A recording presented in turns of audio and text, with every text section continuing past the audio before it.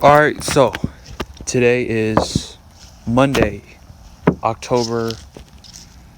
Well, I forgot what date it is. It's sometime in October. I think it's in the middle of the month. I think it's probably around like October 15th or something like that. It's been a couple weeks since we've been on here. The last time you've heard my voice, I was talking about the flat earth and all of that stuff.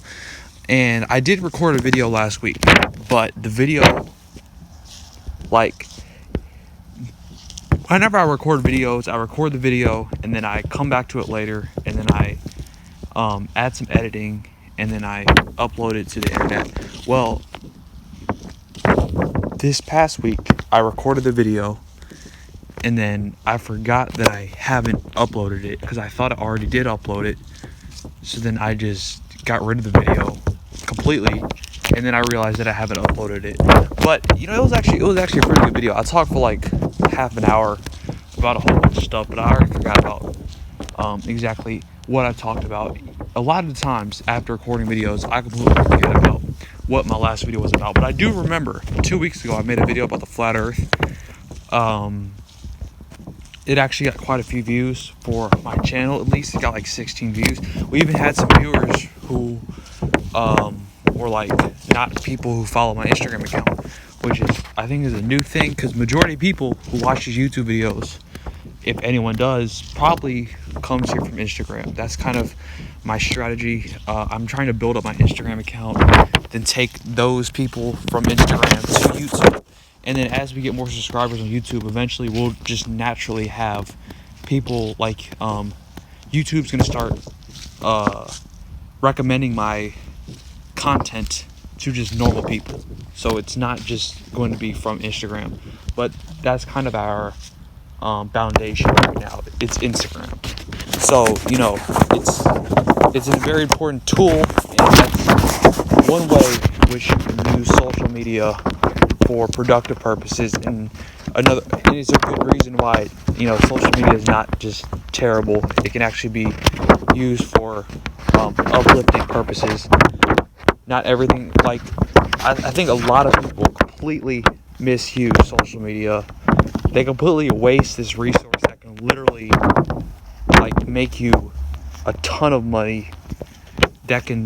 You can pretty much accomplish whatever you would want to accomplish with social media, but instead people decide to, well, of course, not everybody, but a lot of people just use social media for like the most unproductive purposes, and then they end up extremely sad and depressed because their picture did not get 500 likes, But see, it's a good thing about me is that I really don't care how many likes I get, so I can literally do whatever I want to do. If I get 0 likes, I'm still going to do it and then eventually you keep on doing it, you get better, and then you will get the likes. But see, for most people, if they see that something is not getting likes, they immediately just quit it, and that's why they never really get past a certain point, and then they just, resort to doing what everyone else is doing to try to stay in line, to try to follow the system, to try to keep on following the path that's already been set out for you, and that's going to lead to the same place. And then, if you want to go where everyone else is going, they're not going to a very good place. I'm just going to say that. A lot of people are not going to a very good place. There are statistics that show that a lot of people are not going to very good places, but people are still following in line. So that is kind of interesting, but it's sad and it's true. But anyway, besides that, today is also Columbus Day, which is probably the most hated holiday every year. It's one of the only holidays where people spend the holiday hating the existence of the holiday. Pretty much every other holiday, people are at least celebrating something. And, some holidays are kind of controversial. Like, some people think Halloween is controversial. I mean, some people even think Thanksgiving is controversial. There's always going to be someone who's going to get, who is going to find everything to be a little bit controversial, but especially Columbus Day. And, I would say there's a pretty good reason for Columbus Day to be controversial. Obviously, if you, it's kind of a hard holiday to make a case for. Like it really is kind of a hard, because if you, of course, pay attention to historical information, it's like, what exactly are we really celebrating here? Like, what does this really have to do with anything? And like, to make an argument, the arguments I've heard in support of Columbus Day are extremely stretching. It's like Christopher Columbus represents Italian heritage or something like that. Like, it's supposed to represent but I mean it's extremely stretching it to try to keep this holiday alive. And a holiday could still exist, but it just doesn't really make too much sense why we have a Christopher Columbus holiday. It's one of those holidays which are extremely controversial, and a lot of people aren't even celebrating it anymore. So a lot of you guys are probably still at work. The stock market's still open today and all that. So yeah, it's probably not going to last very much longer. The holiday probably only has a few more years left in it before they replace it with something else that'll probably be replaced with like Indigenous People Day or something along that line. But anyway, to start out with some topics, of course, we're going to start out with what happened on Friday. So on Friday, it was a day, the sun came up and all of that. It was a pretty normal day. Well, I mean, yeah, it was just a Friday, But then eventually, around an afternoon came, there was an announcement, there was a headline, and, we heard that there was a Phase 1 trade deal agreement or something like that. Basically, the interim trade deal that the markets have been anticipating. And, initially it was like, oh, so they've actually done something. These trade talks actually produced a result. And, we actually have an interim trade deal. Maybe this can lead to something, to a real trade deal. But then eventually, as more information came out about the trade deal, we realized that it's absolutely nothing. Like, it really is. It's nothing different than anything else we've heard. It's literally just China. They're going to buy more agricultural products. America, we're not going to add any more tariffs, at least for the time being. Like, the Secretary of the Treasury guy, I forget, I can't even pronounce his name, but he basically said that, if they do not reach a larger agreement, there's still the possibility that they're going to add tariffs, and they're not going to reach a larger agreement. That hasn't changed. We've not moved anywhere close to reaching a real agreement. So basically what he's saying is, yeah, tariffs are still coming. It just may not come as fast as initially anticipated. So this is just kicking the can down the road, okay? Seriously. All they've done is, China said they're going to buy our farm products, which is great for the farmers, okay? That is one thing, because farmers have been suffering. A lot of farmers, they've been, they can't pay their loans. They've had to, the United States government has had to pretty much bail out the farmers with a ton of money. And, so I would say that one thing that this agreement accomplishes is it does help out the farmers. But besides that, for our economy, the tariffs that have been slowing the economy, that have been hurting the economy, all of that, it's still not going away.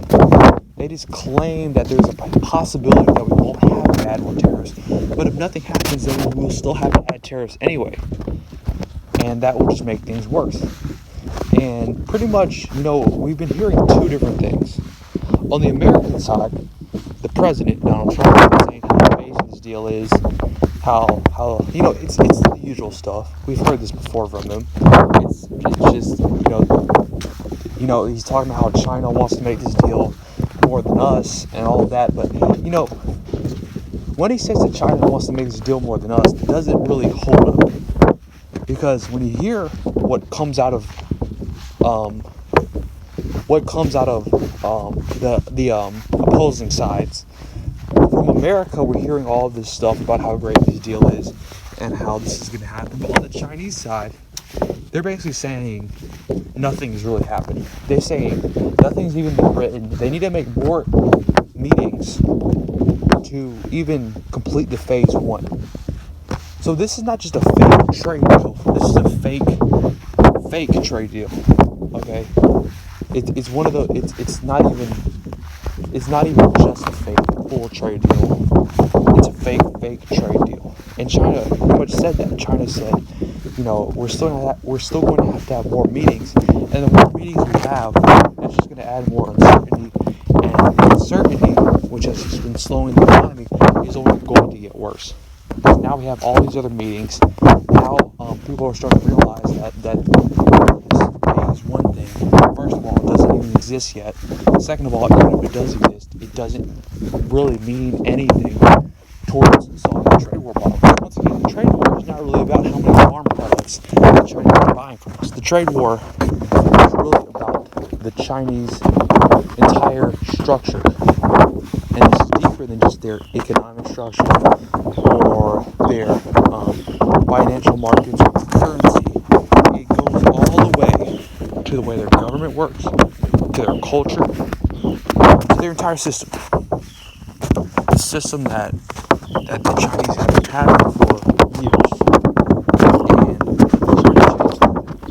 And so we started these tariffs, we've closed up markets, we've basically shut off supply chains. They're never going to be able to rebuild. But people do not realize that. Markets do not realize that. Markets aren't fully buying this intra-trade. That's why stocks are mixed today. Stocks are not really up on Monday. In fact, they're actually down. But they still have, some hope that things will be resolved. They still have some hope that this trade deal will eventually happen. It will eventually happen. They still believe that, America's in a better negotiating position. But when they realize that China is not going to budge to America's pressure, when they realize that it's not going to happen, it's unrealistic, they're going to fall. And they're going to fall a lot. Because once you fully accept that, you have to fully accept the negative consequences that comes with this trade war. And that is something the markets have not really been able to do. They've been hearing all this about how the trade war will take off so much from total input, how it will affect the economy, and all these things. But they don't really want to fully accept it. But when investors, when consumers, when pretty much everyone has to fully accept it, things will get bad really fast.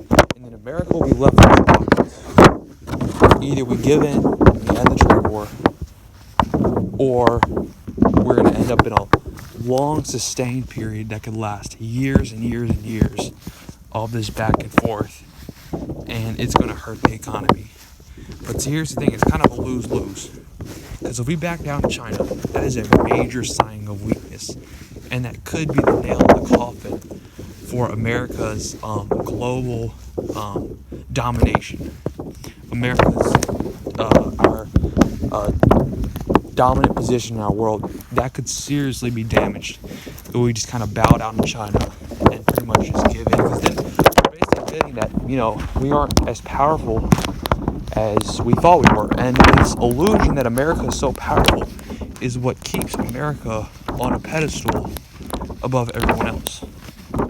But if we lose that, if we give in to China, because we have to, because our economy is suffering so bad, and we can't handle it, we can't handle the trade war, we are unable to pressure China, that's going to hurt America's credibility on the global stage. And America's credibility is already hurt, but that would really hurt us. So I don't know if we can do that. But on the other hand, if we enter into a long period of tariffs, and these tariffs are never going to go away, that's going to be very, very bad for the economy and financial markets and pretty much everybody. That's going to hurt all aspects, and all of these things are already heading downhill. Okay, the economic cycle is already moving downwards. we're coming off of 10 years of expansion. So, so it's already, time has already come for the economy to slow down and for things to get worse. But if we add in a long, protracted trade war with no end in sight, this will just exacerbate the problems, and we could end up in a Great Depression type scenario where you have years and years and years of extremely slow economic growth, which with seemingly no way out. So we're in this lose-lose scenario, and to be honest, I don't know what's going to happen, but all I know is that either way, it's not going to be good. And when markets realize that, I'm just saying, they may be able to keep on kicking the can down the road. They may be able to keep markets confident, keep the economy running, but it's gonna eventually have to face the facts. Okay? So I just want y'all to understand that. Anyway. So, the two main topics that we like to talk about on the More Knowledge Show is central banks and the trade war. Because those two things have honestly been the most important things, and I think it's important to give an alternative view on the most important things, because we're hearing a lot of wrong things about the most important things, and that's bad. Okay, so I want to make sure that we're covering the most important stuff, but we're telling you what's really going on. And so now with the Federal Reserve, okay, they've announced that what they're going to be doing is that they're going to be pretty much injecting $60 billion of liquidity every month for 4 months. Okay, and this is all to keep the financial system alive.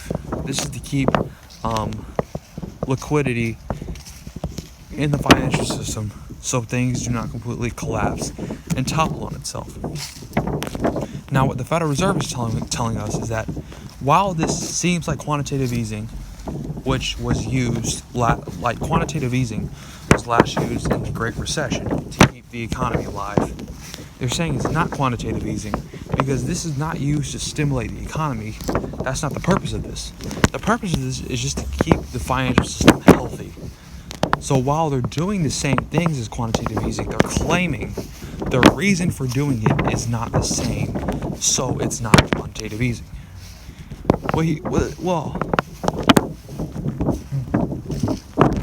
What I would say to that is actions speak a lot louder than words. Okay? You can claim the reason for you doing something, but you can also lie about it. But when you're actually doing something and it's being proven that you're doing it, you can't lie about that. So yeah, the Federal Reserve can lie and say that what they're doing is not quantitative easing. But if what they're doing is quantitative easing, then what should we trust more? I think it's a lot smarter to trust what they're actually doing. Because, let's be honest, the Federal Reserve does not have a great track record. The Federal Reserve told us the last recession that quantitative easing would just be a temporary thing that would expand the balance sheet, and then they would be able to raise interest rates and bring it back down. Well, that hasn't happened at all. They tried to do it, it didn't work. Now they're expanding the balance sheet again. They do not want to admit that they're expanding the balance sheet again, because then they'll be proven complete liars. They'll be proven that their plan to keep the economy revived, it failed. Okay, because the economy is not revived. Because if you have to keep the economy on life support, then you didn't really cure it. I mean, yes, you can make it seem like it's alive. You can pump things up, but you didn't really cure the problem to where you can just back away and let things operate again as normal. Because the financial system cannot operate without a $60 billion cash injection. You have serious issues, serious problems, and it's these things that we've just accepted that make no sense. Like, we have accepted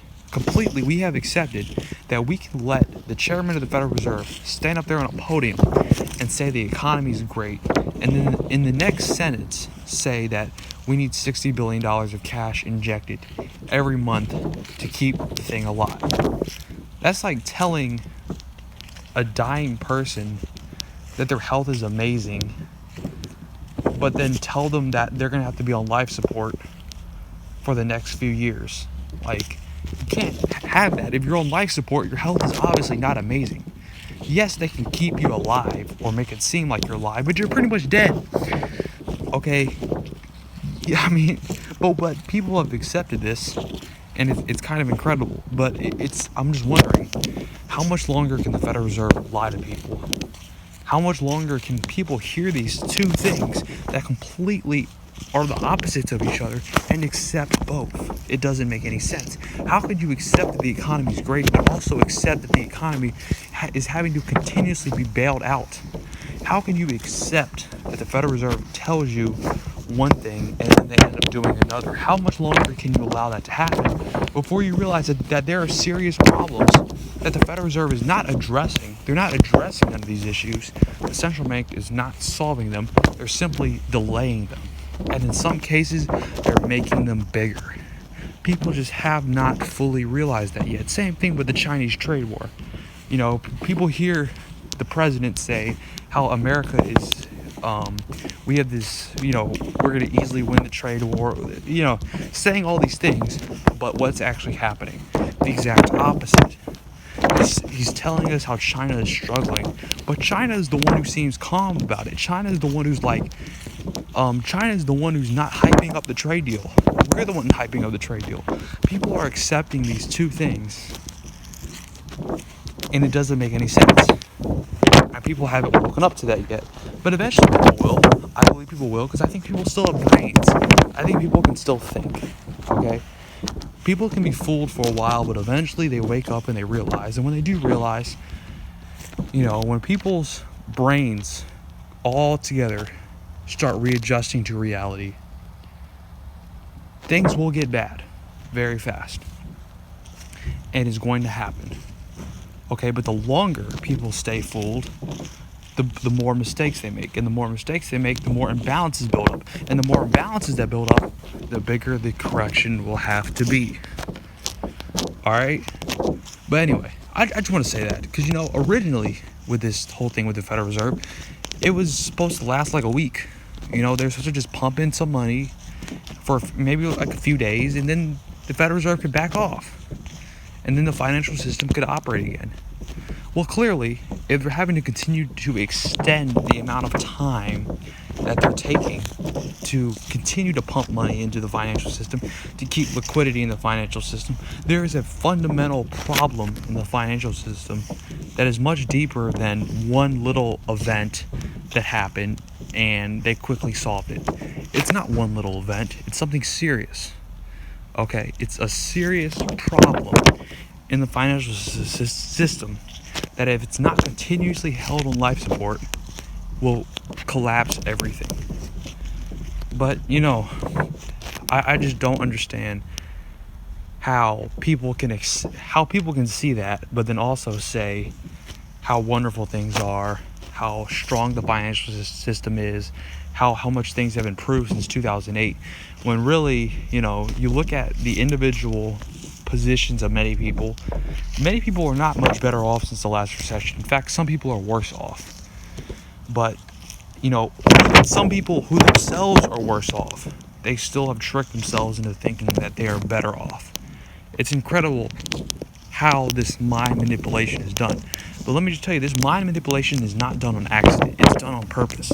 When you see mind manipulation to this level, it has been strategically planned and it's been designed in a certain way, and they're doing a great job. But it can't last forever. I mean, that's really the main thing of everything that we talk about. It can't last forever. These things that are unsustainable lead to imbalances that have to be corrected. A system built on imbalances will eventually collapse on itself. And that's one thing that's always important to remember. Anyway, that's today's episode of the More Knowledge Show. We'll be back again next week. We should be, assuming I don't delete any more videos before uploading them.